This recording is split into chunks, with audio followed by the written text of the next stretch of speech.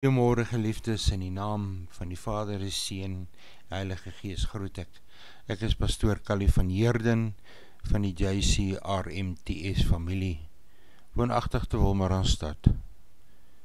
Ek gaan vanoggend vir ons net 'n gedeelte lees uit Exodus 20:12 en dit lees soos volg: Eer jou vader en jou moeder,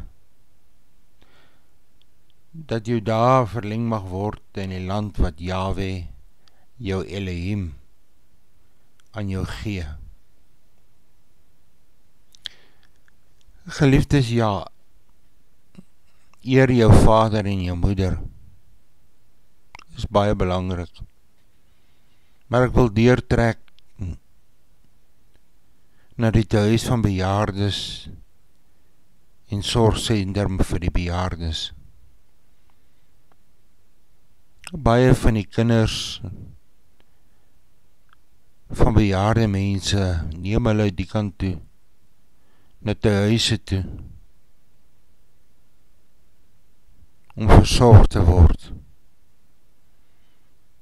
Want sien, die kinders het nie meer tyd vir ouma of oupa nie, of ma of pa nie. Hulle lewe is 'n gejaag na wind. En hoe baie van ons bejaarde mense smag so om die stem van hulle kinders te hoor en hulle kleinkinders te mag sien. Maar die ouers bly net weg. Miskien 1 keer 'n jaar sien hulle. Dis nie reg in die oë van die Here nie. Want die Here beveel ons: eer jou vader en jou moeder. Eer jy jou vader en jou moeder, al is hulle in 'n huis vir bejaardes,